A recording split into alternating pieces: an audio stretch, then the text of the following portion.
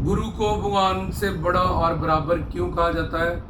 तो गु मतलब अंधकार, रू मतलब प्रकाश, जो अपने ज्ञान से हमें प्रकाश की तरफ लाए और अपनी सच्चिदानंद खजाना हमें दान में दे, जिससे हम भी अपने सच्चिदानंद स्वरूप को धीरे धीरे हासिल करें। गुरु भगवान के बराबर क्यों कहा गया? क्योंकि जो शक्तियां पूर्ण गुरु संतों महात्माओं के पास है, वही ईश्वर और वही अवतारों के पास होते हैं। उसको स्वरूप शक्ति, अंतरंगा शक्ति या शिव शक्ति, विष्णु शक्ति, अलग अलग ग्रंथों में, पुराणों में, शास्त्रों में उसका अलग अलग नाम है। तो इस शक्ति से, इसकी स्वरूप शक्ति भगवान की, अवतारों की, संतों की, इसको योग माया भी कहते हैं, पर्सनल पावर होती है। तो गुरु भगवान के बराबर है क्योंकि शक्तियां बराबर है, सत्य चित आनंद।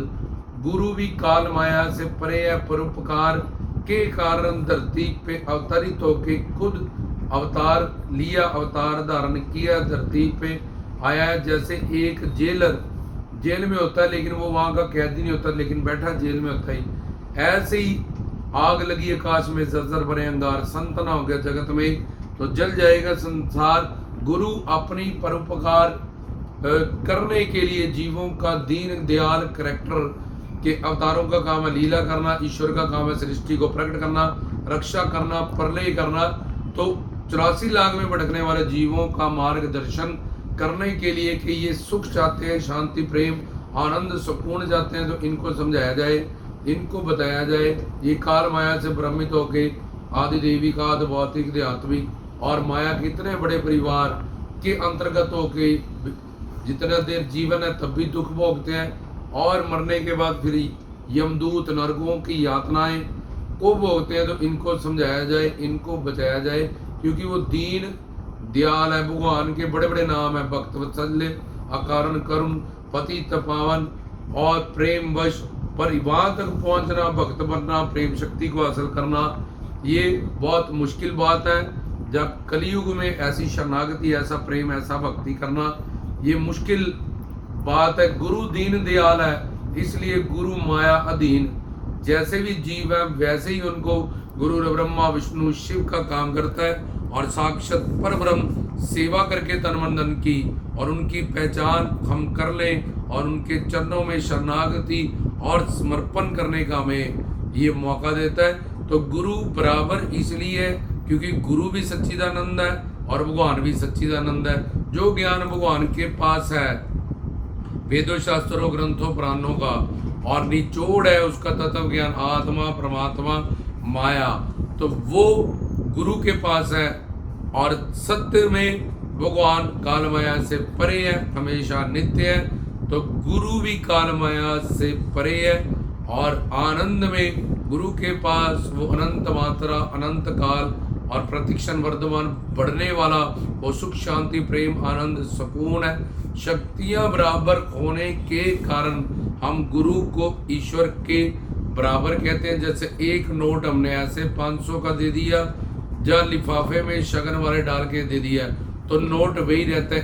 ऐसे ही परमात्मा के रूप में वो परमात्मा की ज्योत, फिर उसके पास, इंसान के पास ये शरीर होता है, फिर मन होता है, फिर बुद्धि होती है, फिर आत्मा है, फिर माया और फिर परमात्मा। इस माया से भ्रमित आत्मा खुद को शरीर जानती है और संचित कर्मों का जो पाप है उसके मन में है और बुद्धि भड़की हुई है। इसलिए संसार में ही वो अपने सच्चिदानंद लक्ष्य को पूरा करने के लिए जन्म मरण, अब ये अपना है, अब ये अपना है, अब ये अपना है, इसी के चक्कर में वो 84 लाख में घूमती जा रही है। उसका एक अहंकार है कि मैं संसार से, घर परिवार से, रिश्तेदार, मुझे नहीं मिला, उसको मिला होगा, यहाँ नहीं, वहाँ सुख होगा। हालांकि 84 लाख जोनियों में से 4 लाख जोनियाँ देवताओं की है। हर कोई जीव, नर नारी एक बार देवता तक भी बन चुका है, स्वर्ग भी जा चुका है, तब भी वहाँ काम, क्रोध, लोभ, अहंकार का अधिपत, और जब तक पुण्य थे वहाँ रहा। फिर 84 लाख में वो भटकने लगा। और अब गुरु बराबर इसलिए है क्योंकि दोनों की शक्तियां बराबर है। गुरु बड़ा इसलिए है क्योंकि गुरु हमारे सामने है और गुरु ही ब्रह्मा विष्णु शिव का काम देगा, ब्रह्मा बन के ब्रह्म ज्ञान, विष्णु बन के प्राप्त की रक्षा, अप्राप्त की जिम्मेवारी, शिव बन के हमारे संचित कर्म पूरी प्रारब्ध से लड़ेगा और साक्षात परब्रह्म रूप में हमें तन मन धन से अपनी संगत की धाम की सेवा देगा। और उसकी पहचान होने के बाद, अंतःकरण शुद्ध होने के बाद हमें नाम दान, शिक्षा दान, दीक्षा दान, तन मन धन की सेवा का दान, प्रेम दान, ये सब हमें वो दान में देता है। हम उससे इसकी कोई कीमत नहीं दे सकते कि हमारे पास जो भी है वो सब माया के अधीन है, और गुरु के बाद जो भी है वो पवित्र है, वो पावन है, लेकिन वो करुणा में है, वो दीन दयाल है, इसलिए उसकी दया करुणा बड़ी है। वो हमें बार बार समझाता रहता है, मौके देता रहता है, ताकि तुम इतने बड़े कष्ट से, दुख से बचो, नरक की, यमदूतों की इस 84 लाख की यातनाओं से, दुखों से हमें बचाने के लिए, क्योंकि वो प्रेमी है, हमसे प्रेम करता है। गुरु गूंगे, गुरु बावरे, गुरा करे, किसी भी तरह से वो हमें अपनी पूरी शक्ति ला के ज्ञान, प्रवचन, डांट के, मार के, जैसे टीचर किसी भी तरह से बच्चे को ए फॉर एप्पल सिखाना, चाहे डांटे, चाहे मारे, चाहे गुस्सा करे, उसके अंदर करुणा और प्यार होता है। उसकी जो वो डांट है उसके अंदर ममता है, और बाहर से उसकी मुद्राएं, चाहे वो टीचर डंडा उठा रही है, आंखें दिखा रही है, लेकिन वो उस जीव को अपना मानता है, फोकस करता है, उसको कुछ बनाना चाहता है, उसको कुछ समझाना चाहता है, उसको कहीं पहुंचाना चाहता है। इसलिए गुरु हमारे लिए सारा काम करता है, शुरू से, मध्य से, अंत, और अंत के बाद भी हमें गुरु के चरणों में, गुरु के लोक में निवास मिलता है, उनके धाम की और सेवा मिलती है। इसलिए हमारी तलाश एक पूर्ण गुरु है। इसलिए गुरु ब्रह्मा, विष्णु, शंकर और परब्रह्म का रूप है। वो परमात्मा, महात्मा के रूप, नर योनि, नारी योनि, महात्मा रूप, मिश्र योनि, पशु योनि, पक्षी योनि, हर योनि में वो अवतारों को धारण करता है। ऐसे ही वो परमात्मा, महात्मा के रूप भी अवतरित होता है। तो जब वो महात्मा बनता है तो मन बुद्धि की जगह उसमें परोपकार, उसका जो मन है उसमें दया, करुणा है, परोपकार है, उसका खुद का धारण किया गया जो शरीर है, क्योंकि मानव शरीर ही इस धरती के सब शरीरों का सरदारी शरीर, जब सबसे शुरमोर और सबसे मूल्यवान शरीर है। इसलिए गुरु भी नर नारी का शरीर धारण करके श्रोत्रिय, ब्रह्मनिष्ठ, तत्वदर्शी, पूर्ण संत और परमात्मा, महात्मा बन के हमारा कल्याण करने के लिए इस दुनिया में आता है। क्योंकि तुम ही हो माता पिता, तुम ही हो बंधु सखा, तुम ही हो सर्वम मम देवो देवा। वो ही हमारा अपना है, उससे ही हमारे सारे रिश्ते हैं, वो ही हमारे काम शुरू से लेके मध्य अंत के बाद भी आएगा। जैसे एक बेटी को माँ बाप कलावती और गुणवती बना के फिर अपने पति को सौंप देते हैं, उसके हस्बैंड को, ऐसे ही गुरु हमारे इस गंदा अंतःकरण और तन मन धन से जो भी हमारे पास है, सब ये तन हर जगह से गंदा है, मन पापों से युक्त है, बुद्धि भड़की हुई है, माया के प्रभाव के कारण भ्रमित है। तो हमारे पास ना गणेश जी की तरह हमारी पूजा है, ना सरस्वती जी की तरह हमारे पास दिमाग है, ना इंद्र की तरह हमारे पास ऐश्वर्य है, तो ना प्रतिष्ठा है। तो फिर भी हमारे पास एक ईगो है, हमारे पास एक अहंकार हमेशा बना रहता है, क्योंकि हम अपनी पहचान नहीं जानते कि इस ब्रह्मांड में, सृष्टि में हमारी जो पहचान है वो एक चींटी से भी छोटी है। तो गुरु हमें ये सारी बातों को समझाता है, और उसकी दीन दयाल जो करैक्टर है, और उसके बाद उसमें पतित पावन अकारण करुणो ईश्वर के सब रूप में, उसमें अवतारों के सब रूप है।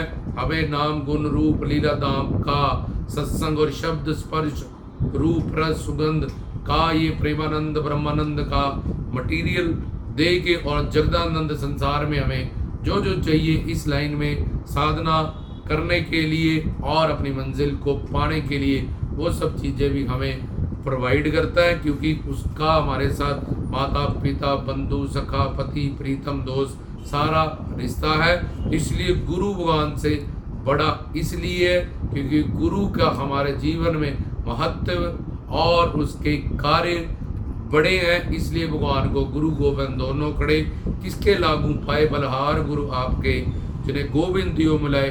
गुरु बराबर भी है और गुरु बड़ा भी, और गुरु भगवान ही है क्योंकि वो परमात्मा महात्मा के रूप अवतरित है, गुरु के रूप अवतरित है, जो हम उससे ज्ञान पाके, उससे प्रवचन सुन के, उसकी संगत करके, उसकी करीबी पाके हम पता लगा सकते हैं कि ये कोई अवतारी है, ये कोई संत है, ये महात्मा है। और उनके साथ एक एक पल, एक एक मिनट का वो जो अवसर हमें मिला है वो सेवा में, और सच्चिदानंद उस पर्सनालिटी के साथ जिसकी हर चीज़ में आनंद और रस है, अपने जीवन में अपने लक्ष्य को प्राप्त कर सकते हैं। तो इसलिए गुरु बड़ा भी है और गुरु बराबर भी है, गुरु भगवान ही है। इन तीनों विषयों को बड़ा इसलिए क्योंकि उसने हमारे काम आना है और हमारे सामने है। बराबर इसलिए क्योंकि शक्तियाँ बराबर है। दो काम गुरु नहीं करता, सृष्टि रचना, इसको प्रकट करना और इसकी रक्षा करना, प्रलय करना, और सबके कर्मों को नोट करना, प्रारब्ध बनाना, भोग कराना। क्योंकि जब भगवान और गुरु खड़े हों तो जीव को पता चले कि ये गुरु है, इनका दर्जा बड़ा है। ऐसे ही हरि गुरु दोनों समर्थ हैं सब काम करने के लिए, लेकिन ये दो काम परमात्मा खुद ही करता है। कि सृष्टि में कोई झूठ बोल रहा है, कोई रेप बोल रहा है, कोई करप्शन कर रहा है, कोई ठगी कर रहा है, ऐसे काम वो गुरुजनों को नहीं देता और सृष्टि रचना का काम नहीं देता।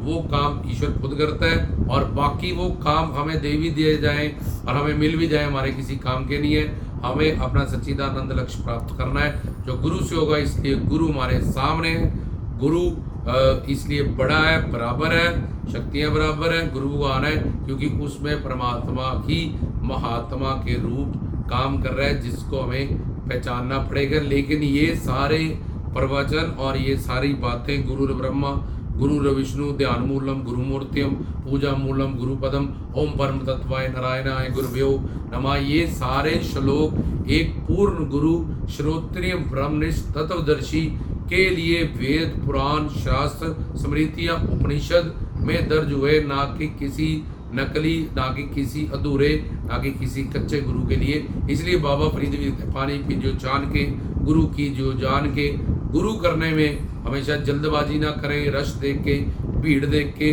गुरु ना करें।